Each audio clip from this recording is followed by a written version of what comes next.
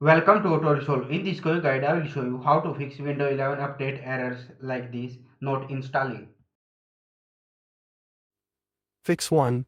Run Windows Update Troubleshooter. Step 1. Press Windows I to open Settings. Step 2. Go to System Troubleshoot, Other Troubleshooters. Step 3. Click Run next to Windows Update. Step 4.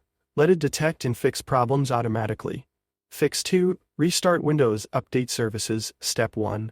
Press Windows R, type Services, NSE, and hit Enter. Step 2. Find and right-click these services: Windows Update Background Intelligent Transfer Service, Bits Cryptographic Services. Step 3. Click Restart on each one. Fix 3.